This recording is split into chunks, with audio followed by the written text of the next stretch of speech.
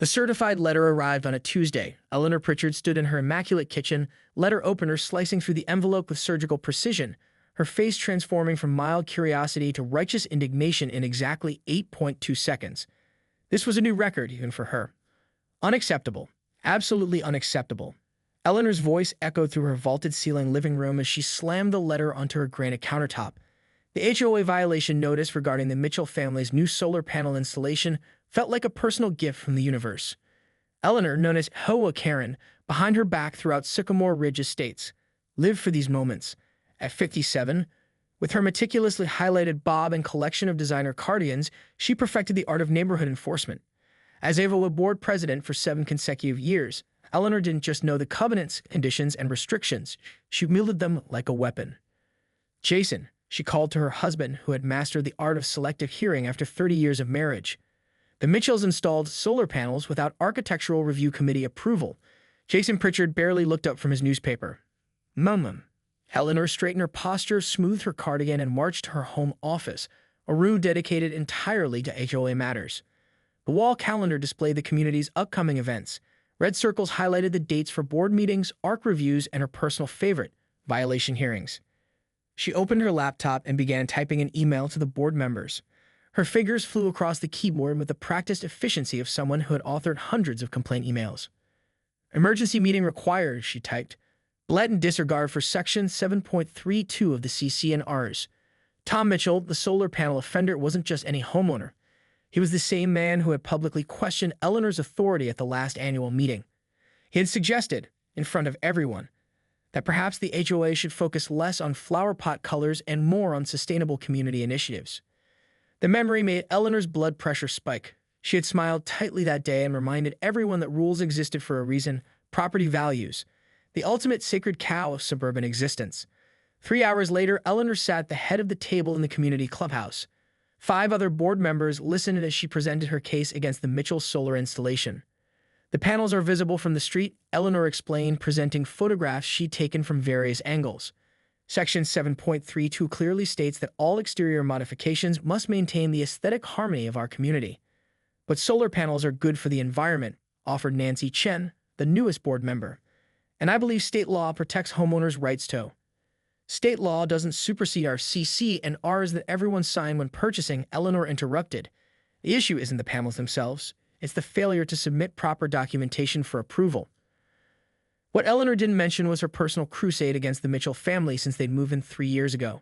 They represented everything she despised: casual dress at community functions, children who rode skateboards on sidewalks, and worst of all, the suggestion that some HOA rules might be outdated. By meeting's end, the vote was 4-2 in Eleanor's favor. The Mitchells would receive a cease and desist order, plus daily fines until the panels were removed. As Eleanor gathered her folders, she allowed herself a small, satisfied smile. What she didn't know was that Tom Mitchell had anticipated this exact scenario and had prepared accordingly. Tom Mitchell was elbow-deep in soil when the HOA's certified letter arrived. His teenage daughter, Zoe, brought it out to the garden where he was planting native pollinator-friendly flowers, another violation according to Eleanor's stringent interpretation of the approved plants list. "Dad, it's another fancy envelope from the driving lady," Zoe said, holding it between 2 fingers as if it might bite. Tom wiped his hands on his jeans and broke the seal.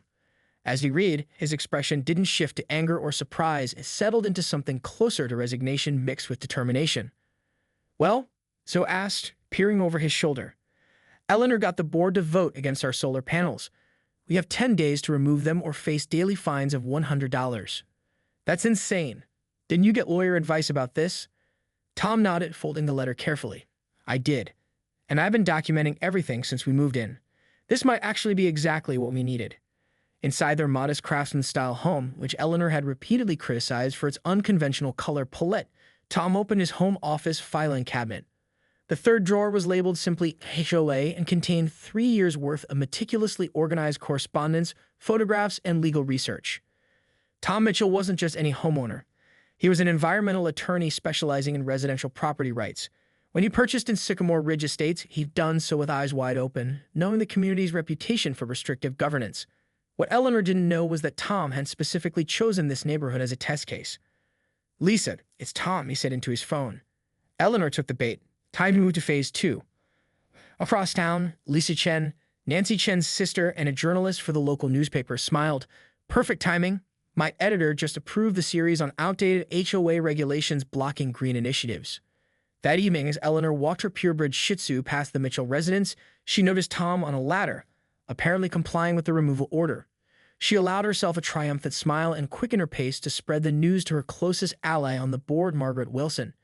He's already taking them down, Eleanor announced when Margaret opened her door. I knew he would back down once confronted with proper authority. Margaret invited her in for tea, and Eleanor spent the next 40 minutes detailing her victory, unaware that Tom wasn't removing the panels. He was installing small, unobtrusive cameras to document the HOA's enforcement actions. The following morning, Eleanor awoke to her phone buzzing with notifications. The local news website featured a prominent headline, Green Energy Shutdown, How Local HOAs Block Environmental Progress. The accompanying photos showed Eleanor standing with her arms crossed, frowning at the Mitchell house. By noon, Eleanor had received 17 emails from community members, most expressing concern about the negative publicity. 3 were from homeowners who had been considering solar installations themselves and now worried about property values declining due to the community's anti-green reputation. Eleanor spent the afternoon drafting a response to send to all homeowners, explaining that the HOA was merely enforcing the rules everyone had agreed to. She emphasized that proper channels existed for requesting variances, deliberately omitting that no solar panel request had ever been approved. As she walked to the mailbox to post several violation notices, Eleanor noticed unusual activity at the community entrance. A news van was parked just outside the gates, and a reporter was interviewing several homeowners, including Nancy Chen. Eleanor marched toward the gathering, cardigan fluttering in the breeze like battle colors. Excuse me, this is private property, and you have not been authorized to film here. The reporter turned, camera now focusing on Eleanor's approaching figure. Ms. Pritchard, perfect timing. We'd love to get your response to the state legislature's new bill prohibiting HOAs from blocking solar installations. Any comment on how Sycamore Ridge plans to comply with the proposed law? Eleanor froze. This wasn't part of her carefully controlled narrative. Behind the reporter, she noticed Tom Mitchell watching from a distance, arms folded across his chest. And for the first time, Eleanor felt a twinge of uncertainty about the battle she had chosen. Eleanor's smile remained frozen in place as the cameraman adjusted his focus. 2 decades of hosting charity luncheons had taught her how to maintain composure under pressure. She smoothed her cardigan and faced the reporter directly. Sycamore Ridge Estates has always supported environmentally sound initiatives when properly submitted through our established approval processes, she said evenly. Our community standards ensure that all improvements maintain the aesthetic harmony that our residents expect and value. The reporter pressed on, but Mr. Mitchell claims he submitted 3 separate applications for solar panel approval over the past year, all of which were denied for different technical reasons. Would you characterize that as supporting green initiatives? Eleanor's pulse quickened. I'm not at liberty to discuss specific homeowner cases. Our records and minutes are confidential. Actually, Tom's voice came from behind her as he approached the impromptu interview, tablet in hand. HOA board meeting minutes are legally required to be made available to all homeowners. I've compiled all 3 rejection notices here, along with documentation showing that identical installations were approved for homes on Cypress Court, where board members Margaret Wilson and Eleanor herself reside. The reporter's eyes lit up. Eleanor felt heat rising from her neck to her cheeks. Mr. Mitchell is misrepresenting the situation, she said, her voice rising slightly. The Cypress Court installations were fundamentally different in visibility and impact. What Eleanor didn't say was that she personally ensured Tom's applications were denied. His questioning of her authority at community meetings required consequences, a lesson in respecting the established order. Before you continue, Ms. Pritchard, Tom said quietly, you should know that I've filed a formal complaint with the State Housing Authority citing selective enforcement and discrimination. The reporter isn't here by accident. She's covering the filing of that complaint. Eleanor fought to maintain her composure as neighbors gathered at the edges of the scene, whispering among themselves. This was supposed to be her community, her domain. For 7 years, no one had dared challenge her interpretation of the rules. This interview is over, she said, turning sharply toward her home. That evening, Eleanor's emergency board meeting didn't go as planned. Only 3 of the 6 members attended. Margaret remained loyally at Eleanor's side, but even Richard Harrison, who reliably voted with Eleanor on all matters, seemed uncomfortable. The optics are concerning, Richard said, adjusting his glasses. Several homeowners have contacted me directly. There's talk of a special meeting to discuss board leadership. Eleanor tapped her pen against her leather portfolio. This is ridiculous. Mitchell is manipulating the situation. We've always enforced the rules consistently. Nancy Chen's empty chairs seemed to mock Eleanor's claim. Nancy had texted that she couldn't attend due to a previous commitment, which Eleanor strongly suspected involved meeting with Tom Mitchell and other dissatisfied homeowners. Perhaps we should consider a compromise, Richard suggested hesitantly. Allow the solar panels with certain modifications, show we're willing to be reasonable. Compromise encourages others to challenge the rules, Eleanor replied sharply. Today it's solar panels. Tomorrow, who knows? Unapproved fence heights, front yard vegetable gardens, chaos. As the meeting adjourned without resolution, Eleanor checked her phone. 3 email notifications from community members requesting agenda items for the next regular meeting. Board election process, Green Initiative Committee formation, and most alarmingly, CC&R Amendment Procedure Review. The following morning, Eleanor's doorbell rang at precisely 8:15 a.m. She opened it to find Tom Mitchell standing on her porch, holding a thick manila envelope. "I thought you should see this before it becomes public," he said, offering the envelope. Eleanor abandoned her call to Margaret and reached instead for her camera. She needed documentation, evidence of this mass violation of community standards. As she hurried down her driveway, she noticed her neighbor, Howard Phillips, watching from his porch. "Morning, Eleanor," he called with unusual cheerfulness. "Beautiful day for improving property values, isn't it?" Howard had never challenged Eleanor before. In fact, he'd received 3 violation notices last year for his excessive holiday decorations and had quietly removed them without protest. "Those installations don't have approval," Eleanor replied crisply, raising her camera to photograph the activity. "Everyone involved will be receiving violation notices." Howard chuckled. "Actually, I think you'll find they do have approval. Nancy called an emergency ARC meeting last night. As committee chair, she had full authority to convene it." Eleanor froze. Nancy Chen chaired the Architectural Review Committee, a position Eleanor had engineered for her 6 months ago, assuming the young, timid woman would be easily controlled. It had never occurred to Eleanor that Nancy might use her legitimate authority against her. "That's impossible. ARC meetings require 48-hour notice to all members." "Unless," Howard replied, holding up his phone, "it's for matters requiring urgent attention due to external circumstances, such as legal or regulatory demands." Bylaw 5.37. Nancy sent documentation to all committee members showing that the State Housing Authority requires immediate action on these applications pending their investigation. Eleanor's mind raced. She had written that bylaw exception herself 3 years ago to push through an emergency fence installation at Margaret's property when Margaret's dog had begun escaping regularly. "I'm still board president," Eleanor said, her voice tight. "The board can overrule ARC decisions."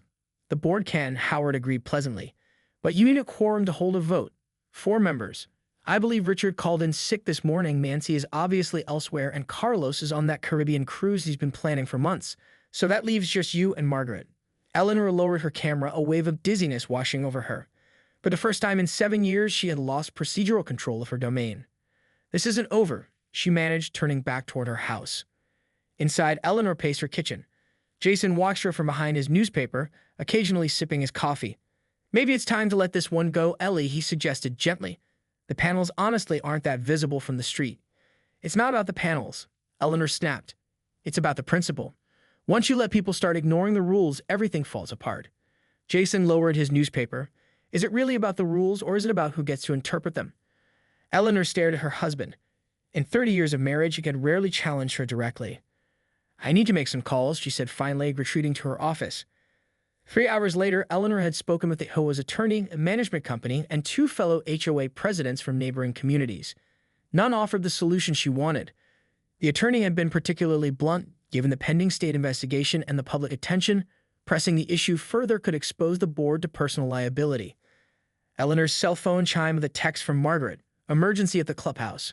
Come quickly." 15 minutes later, Eleanor pulled into the clubhouse parking lot. Her heart sank. The parking area was filled with cars, more than she'd seen since last year's contentious annual meeting.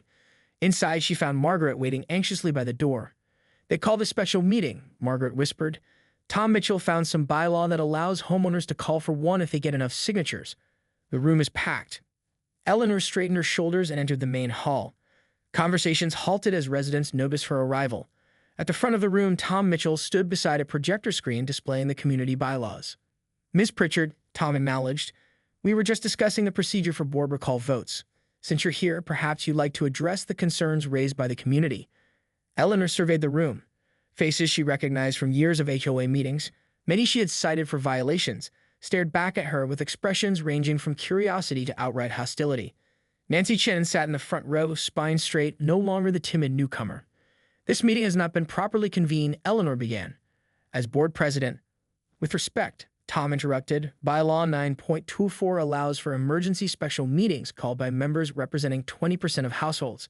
We have signatures from 38%. The management company verified them this morning and is present too. Silence hung in the clubhouse for 3 heartbeats after Eleanor's question.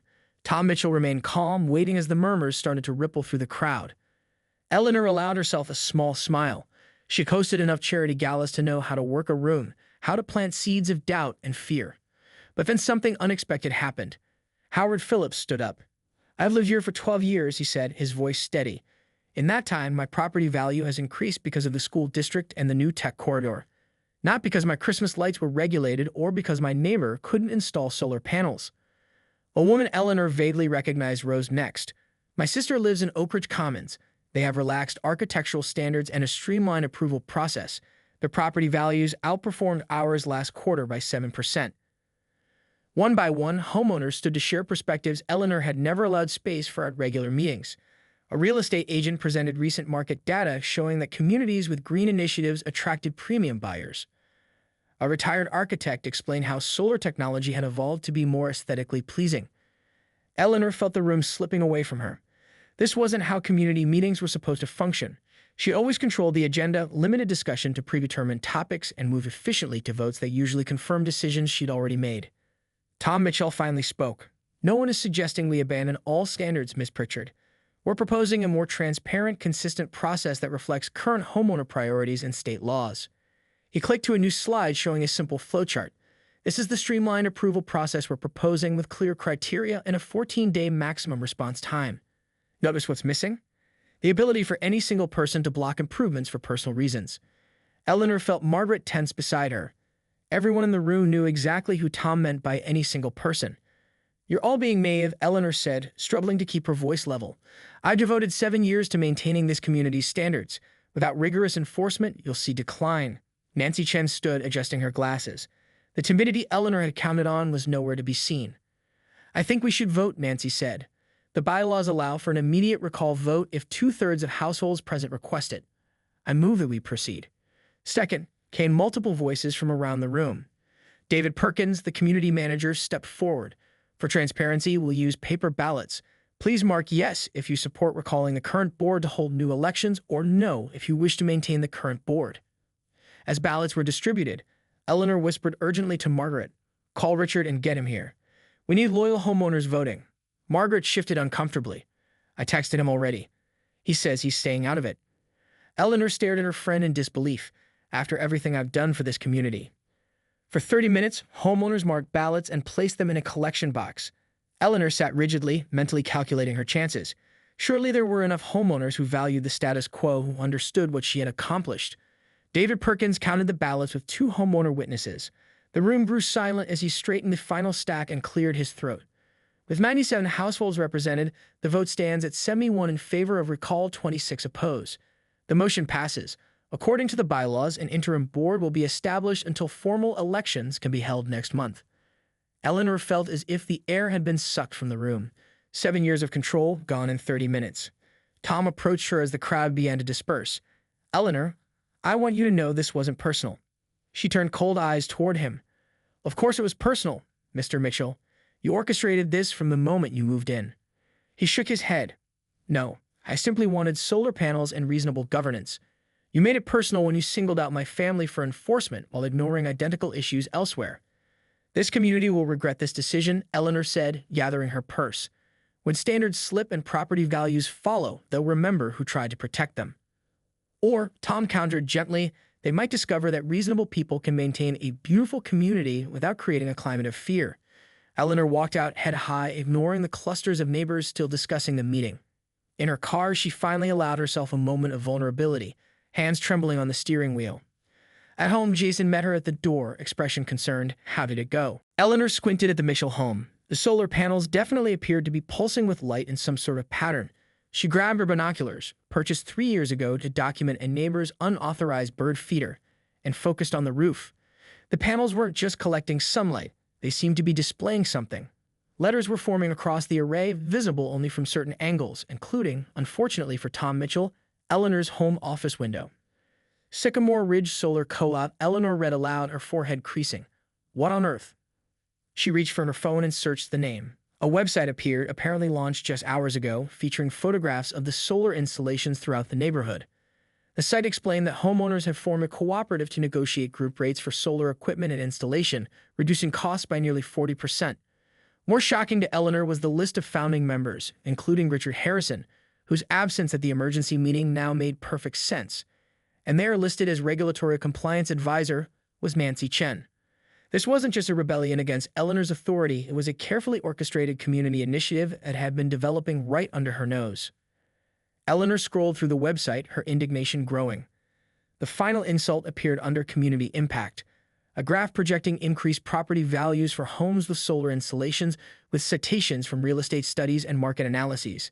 They were beating her at her own game.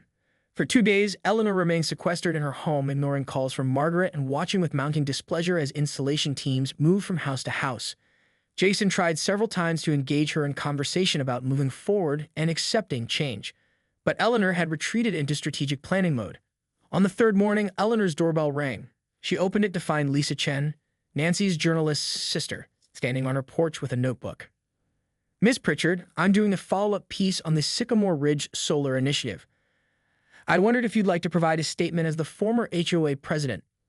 Eleanor's first instinct was to close the door, but 7 years of community leadership had taught her one valuable lesson: controlling the narrative mattered. Come in, she said, forcing a pleasant tone. I'd be happy to share my perspective. In the living room, Eleanor served tea in her finest china, a power move she had perfected during years of tense homeowner mediation sessions. Lisa Chen appeared unimpressed, setting up her recorder and positioning her pen over her notebook. So, Ms. Pritchard, how do you feel about the community's shift toward renewable energy? Eleanor took a measured sip of tea. I've always supported thoughtful, well-planned community improvements. My concern was never about solar energy itself, but about proper procedures and aesthetic considerations. Lisa nodded, writing something down. Yet records show you rejected every solar application submitted during your tenure, while approving similar structural modifications for board members and their friends. That's a mischaracterization, Eleanor replied, setting down her cup with a barely audible clink. Each application is evaluated on its individual merits, including your own application for a non-standard gazebo that exceeded height restrictions. Lisa asked, pulling out a photograph. Approved in 1 day according to HOA records. Eleanor's facade of calm began to crack. I see Mr. Mitchell has been sharing selective information with you. Actually, Lisa replied, these documents came from the community manager's mandatory disclosure once the new board was seated. There's quite a paper trail. For 45 minutes, Eleanor deflected, rationalized, and occasionally retracted statements as Lisa methodically worked through her questions. By the end, Eleanor's tea had grown cold, and her carefully constructed narrative had unraveled as Lisa packed up her materials. She asked a final question. The new board is proposing amended bylaws that would include term limits for board members and transparency requirements for all decisions. Any thoughts on these changes? Eleanor managed a tight smile. Every community evolves. I wish them well in their endeavors. After showing Lisa out, Eleanor stood at her living room window watching the journalist walk down the street toward the Mitchell home. The betrayal stung.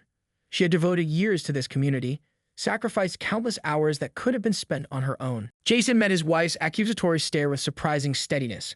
I thought it might be better coming from someone else. You haven't exactly been receptive to new perspectives lately. Eleanor stood abruptly, wine sloshing dangerously close to the rim of her glass. So my own husband has been working against me too. Perfect. Not against you, Ellie. For you. Jason's voice remained gentle but firm. You haven't been happy in years. All these HOA battles, they've been consuming you. When was the last time you painted? Remember when we first moved here, how you'd spend Saturdays in the garden room with your easel? Eleanor turned away. The mention of her abandoned hobby struck an unexpected nerve. Her home office, once her art studio, had gradually transformed into HOA headquarters, her canvases replaced by binders of regulations and violation documentation. That's not the point, she said, but her voice lacked conviction. It's exactly the point, Jason persisted. You used to care about creating beauty, not just controlling it. Eleanor retreated inside, leaving Jason on the patio. In the kitchen, she set down her wine glass harder than intended and gripped the counter edge. Her husband's words echoed uncomfortably. When had enforcement become her purpose rather than her responsibility? Sleep eluded Eleanor that night. At 3 a.m., she found herself scrolling through Tom Mitchell's professional website on her tablet. Project after project showed similar patterns. Communities transitioning from rigid, enforcement-heavy governance to collaborative approaches focused on sustainable improvements. Most disturbing to Eleanor were the testimonials from former HOA presidents like herself, people who had initially resisted change before becoming advocates. They described their transformations in glowing terms: liberating, perspective shifting, rejuvenating. Eleanor closed the browser with a huff. This was ridiculous. She wasn't some project to be rehabilitated. The next morning, Eleanor took her coffee onto the front porch, something she rarely did anymore, preferring to avoid neighborly small talk. From this vantage point, she could see the activity throughout the community. Installation teams worked on 3 more houses, while a group of residents gathered at the clubhouse entrance, planting what appeared to be native grasses and wildflowers. Eleanor narrowed her eyes. Those plantings definitely weren't on the approved landscape plan she had meticulously developed 5 years ago. She was about to retreat inside when she noticed Tom Mitchell approaching her house. He carried a large cardboard tube, the kind used for architectural drawings, and wore an expression of cautious optimism. Eleanor considered ignoring the doorbell, but curiosity won out. She opened the door before he could ring. "Mr. Mitchell, what an unexpected surprise." "Good morning, Miss Pritchard," Tom replied, seemingly unfazed by her frosty tone. "I was hoping for a few minutes of your time." Eleanor hesitated, then stepped aside to allow him entry. In her living room, Tom unrolled several large renderings across her coffee table. "What are these?" Eleanor asked, despite herself leaned forward to examine the detailed drawings. "Proposed community enhancements. The new board wanted me to share them with you before next week's general meeting." Tom gestured to the first rendering. "This is the planned renovation for the clubhouse entrance, incorporating water-wise landscaping while maintaining the aesthetic you established in 2018. Eleanor studied the drawing, professional interest temporarily overriding her resentment. The design was admittedly elegant, retaining the formal structure she had advocated for while introducing sustainable elements. "And this," Tom continued, unrolling another drawing, "is the proposed community garden on that unused plot behind the tennis courts. Notice how it's screened from street view by these ornamental grasses." For 20 minutes, Tom walked Eleanor through the plans, highlighting how each incorporated both aesthetic considerations and sustainable principles. Eleanor found herself making occasional suggestions, adjusting a planting arrangement here, questioning a material choice there, which Tom noted without defensiveness.